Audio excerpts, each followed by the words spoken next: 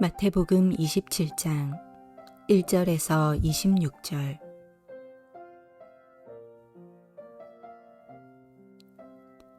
새벽에 모든 대제사장들과 백성의 장로들이 예수를 죽이려고 함께 의논하고 결박하여 끌고 가서 총독 빌라도에게 넘겨주니라. 그때에 예수를 판 유다가 그의 정죄됨을 보고 스스로 뉘우쳐 그 은 30을 대제사장들과 장로들에게 도로 갖다 주며 이르되, 내가 무고한 피를 팔고 죄를 범하였도다 하니, 그들이 이르되, 그것이 우리에게 무슨 상관이냐, 내가 당하라 하거늘. 유다가 은을 성소에 던져놓고 물러가서 스스로 목매어 죽은지라. 대제사장들이 그 은을 거두며 이르되, 이것은 핏값이라 성전고에 넣어둠이 옳지 않다 하고, 의논한 후 이것으로 토기장이의 밭을 사서 나그네의 묘지를 삼았으니, 그러므로 오늘날까지 그 밭을 피밭이라 일컫느니라. 이에 선지자 예레미야를 통하여 하신 말씀이 이루어졌나니, 일러스되 그들이 그 가격 매겨진 자 곧 이스라엘 자손 중에서 가격 매긴 자의 가격 곧 은 30을 가지고 토기장이의 밭 값으로 주었으니, 이는 주께서 내게 명령하신 바와 같느니라 하였더라. 예수께서 총독 앞에 섰음에 총독이 물어 이르되, 내가 유대인의 왕이냐? 예수께서 대답하시되, 내 말이 옳도다 하시고, 대제사장들과 장로들에게 고발을 당하되 아무 대답도 아니하시는지라. 이에 빌라도가 이르되, 그들이 너를 쳐서 얼마나 많은 것으로 증언하는지 듣지 못하느냐 하되, 한마디도 대답하지 아니하시니 총독이 크게 놀라워하더라. 명절이 되면 총독이 무리의 청원대로 죄수 한 사람을 놓아주는 전례가 있더니, 그때에 바라바라 하는 유명한 죄수가 있는데, 그들이 모였을 때에 빌라도가 물어 이르되, 너희는 내가 누구를 너희에게 놓아주기를 원하느냐? 바라바냐? 그리스도라 하는 예수냐 하니, 이는 그가 그들의 시기로 예수를 넘겨준 줄 알미더라. 총독이 재판석에 앉았을 때에 그의 아내가 사람을 보내어 이르되, 저 옳은 사람에게 아무 상관도 하지 마옵소서. 오늘 꿈에 내가 그 사람으로 인하여 애를 많이 태웠나이다 하더라. 대제사장들과 장로들이 무리를 권하여 바라바를 달라 하게 하고 예수를 죽이자 하게 하였더니, 총독이 대답하여 이르되, 둘 중에 누구를 너희에게 놓아주기를 원하느냐? 이르되, 바라바로소이다. 빌라도가 이르되, 그러면 그리스도라 하는 예수를 내가 어떻게 하랴? 그들이 다 이르되, 십자가에 못 박혀야 하겠나이다. 빌라도가 이르되, 어찌미냐? 무슨 악한 일을 하였느냐? 그들이 더욱 소리질러 이르되, 십자가에 못 박혀야 하겠나이다 하는지라. 빌라도가 아무 성과도 없이 도리어 밀란이 나려는 것을 보고 물을 가져다가 무리 앞에서 손을 씻으며 이르되, 이 사람의 피에 대하여 나는 무죄하니 너희가 당하라.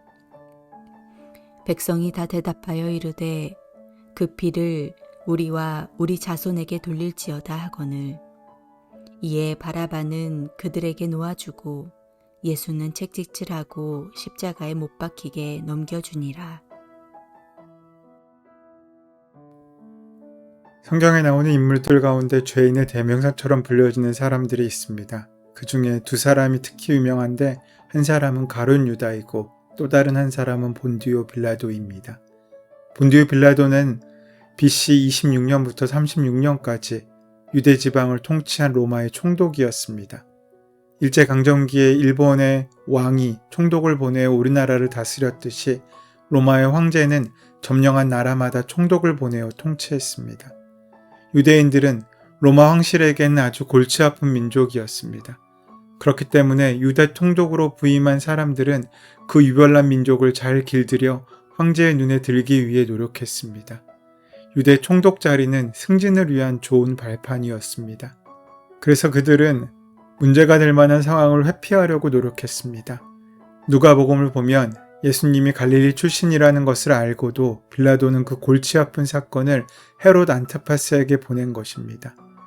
헤롯 안티파스는 로마 황제로부터 갈릴리를 분할받아 통치하던 분봉왕이었습니다.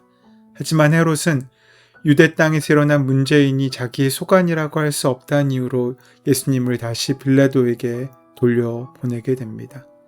그 즈음 빌라도는 아내에게서 지난밤 꿈에서 예수로 인해 몹시 괴로움을 당했으니 관여하지 말라는 전가를 받습니다. 하지만 대제사장들과 장로들은 계속하여 빌라도를 압박합니다. 그들은 마침내 이 사람을 놓아주면 총독님은 황제 폐하의 충신이 아닙니다. 자신을 가리켜 왕이라고 하는 사람이 그냥 놓아준다면 반역하는 것이지 않습니까? 라고 협박하기에 이릅니다. 예수님을 놓아주면 황제에게 고발하겠다는 뜻입니다. 이것은 총독으로서는 가장 공포스러운 협박입니다. 빌라도는 결국 물을 가져다가 손을 씻으면서 이렇게 말합니다. 나는 이 사람의 피에 대하여 책임이 없으니 여러분들이 알아서 하시오. 이렇게 보면 빌라도는 할 만큼 한 것 같습니다. 예수님을 죽게 한 책임은 대제사장 가야바와 유대교 권력자들에게 있지 빌라도에게 있는 것 같지 않습니다. 하지만 빌라도는 그저 한 개인 빌라도일 수 없습니다. 본디오 빌라도는 세상에 존재할 수 있는 모든 모양의 권력자들을 상징합니다. 그 자리에 헤롯이란 이름을 넣어도 좋고 대제사장 가야바란 이름을 넣어도 좋습니다. 바로 그들이 세상의 권력이 예수님의 왕 되심을 인정할 수 없기에 죽이게 된 것이고 그 앞장의 자리에 본디오 빌라도가 서 있는 것입니다. 예수님께서는 개인의 영혼을 주목하셨지만 또한 하나님 나라를 보고 있으십니다. 한 사람을 만나 그의 영혼을 들여다보실 때 그분의 마음은 하나님 나라를 보고 있으셨습니다. 한 사람의 영혼이 하나님을 만나 변화되는 작은 사건들이 모여 온 세상이 하나님의 나라로 변화하는 거대한 사건이 일어나기 때문입니다. 예수님은 세상의 권력을 원하지 않으셨지만 세상을 하나님의 나라로 바꾸시기 원하셨습니다. 모든 인류가 하나님을 왕으로 섬기며 살고 이 세상에 온전한 정의와 사랑이 실현되기를 원하셨습니다. 그런 세상을 만드시기 위해 그분은 한 사람 한 사람의 마음을 바꾸려고 하셨던 것입니다. 과거에 총과 칼로 세상을 바꾸려는 사람들이 있었습니다. 요즘은 돈으로 바꿀 수 있다고 생각하는 사람들이 있습니다. 그 모든 것은 결국 자기의 나라를 만들려는 사람들이 꾸미는 일입니다. 하나님의 나라는 그런 것으로 만들어지지 않습니다. 오직 사랑으로만, 오직 섬김으로만, 오직 희생으로만 그 나라는 이루어지는 것입니다. 그런데 권력을 가진 사람들은 이러한 나라가 오는 것을 원치 않습니다. 왕이나 대통령 같은 큰 권력을 가진 사람도 그렇고 작은 권력을 가진 사람도 마찬가지입니다. 원죄의 굴레 속에 갇힌 사람들은 자기의 욕심대로 살기를 원하고 그 수단으로서의 권력을 얻으려고 합니다. 그렇기 때문에 예수님은 세상의 권력과 충돌할 수밖에 없으셨습니다. 빌라도만이 아니라 당시의 모든 권력자들은 예수님을 불편해했습니다. 그래서 예수를 제거하는데 대제사장들과 헤롯과 빌라도가 손을 맞잡은 것입니다. 우리의 믿음은 이런 것입니다. 하나님의 아들 예수 그리스도께 대한 우리의 믿음은 개인에서 시작하지만 결코 개인의 문제로 끝나지 않습니다. 믿음은 영적인 것이지만 영적인 것으로만 머물러 있지 않는다는 것입니다. 그것은 우리의 삶의 자리를 하나님의 나라로 만드는 실제적이고 구체적인 삶의 증거로 드러나야 한다는 것입니다. 한 사람의 영혼이 하나님을 참되게 만나면 그 사람의 모든 것이 변화를 받습니다. 그렇게 되면 그 사람이 맺고 있는 모든 관계의 변화가 일어납니다. 배우자와의 관계가 달라지고 자녀 혹은 부모와의 관계가 달라지며 친구와의 관계가 달라지고 원수와의 관계까지 달라집니다. 그렇기 때문에 한 사람이 진실로 하나님의 사람이 되면 그 사람이 사는 사회가 달라질 수밖에 없습니다. 하나님의 나라에 점점 더 가까이 가는 것입니다. 그렇기 때문에 자기 욕심대로 살아가려는 세상 사람들에게 믿음의 사람들은 아주 불편하고 거북스러운 존재가 되는 것입니다.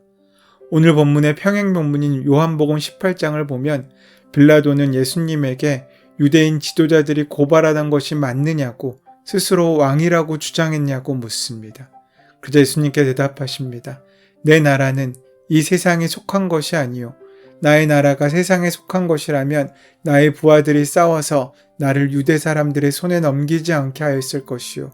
그러나 사실로 내 나라는 이 세상에 속한 것이 아니요. 내 나라는 이 세상에 속한 것이 아니라는 예수님의 말씀은 하나님의 나라는 우리가 아는 그런 종류의 것과는 다르다는 것을 의미합니다. 지도에 그려 넣을 수 있는 혹은 총과 칼로 지킬 수 있는 그런 나라가 아니라는 것입니다. 인간의 힘으로 빼앗고 지킬 수 있는 나라가 아닙니다. 오히려 모든 힘을 빼고 자신을 열 때 임하는 나라입니다. 그 나라는 지금 이곳에 임하지만 또한 영원한 나라입니다. 그 나라의 왕은 예수 그리스도이시라는 것입니다. 예수님은 지금 그런 나라에 대해 말씀하시고 있으십니다. 그런 나라에 대해 그런데 알지도 못하고 믿지도 못하던 빌라도는 그런 나라를 이해할 수가 없습니다. 여기서 우리는 두 나라가 충돌하고 있는 것을 봅니다. 하나님의 나라와 빌라도로 대표되는 세상의 나라가 충돌하고 있습니다. 여기서 우리는 두 왕이 마주선 것을 봅니다. 진리의 왕과 빌라도라는 로마 황제를 대신해 왕 노릇하고 있는 사람이 마주서 있습니다. 오늘 우리가 서야 할 자리가 어디에 있겠습니까? 두 나라의 대결에서 인간의 나라가 이긴 것처럼 보였습니다. 십자가에서 하나님의 나라가 진 것처럼 보입니다. 총독 빌라도에게 진리의 왕 예수는 무력하게 죽임을 당했습니다. 십자가 위에 달리신 예수님을 볼 때 하나님의 나라는 그저 헛된 소리처럼 보였습니다. 그런데 죽임당하신 예수님께서 사흘 만에 부활하셨고 그의 나라는 국경을 넘어서 누룩처럼 번져나갔습니다. 로마 황제들은 예수를 왕이라고 부르는 사람을 없애기 위해 끊임없이 칼을 휘둘렀지만 그렇게 박해가 계속되면 계속될수록 그 나라는 더 널리, 더 깊이 퍼져가게 되었습니다. 그리고 마침내 자기 자신을 신이라고 불리기 원했던 황제 역시 예수님 앞에 무릎을 꿇게 되었습니다. 누가 진짜 왕인지 어떤 나라가 참된 나라인지 드디어 드러나게 되는 것입니다. 우리의 나라가 우리가 살아갈 나라가 바로 이런 나라이지 않겠습니까?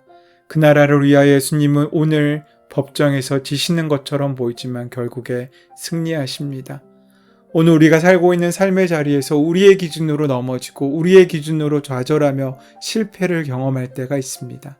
하지만 이제 눈을 들어 하나님께서 우리에게 원하시는 것을 바라볼 수 있는 우리가 되기를 소원합니다.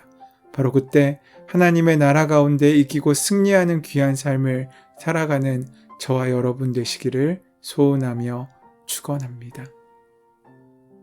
은혜의 주님, 주님께서 원하시는 하나님의 나라가 이루어지기까지 때로 우리의 노력과 우리의 순종과 우리의 헌신이 필요할 때 기꺼이 주님을 위하여 사용할 수 있는 우리 한 사람 한 사람 하나님 나라의 증인된 삶을 살 수 있도록 채우시고 인도하여 주시옵소서.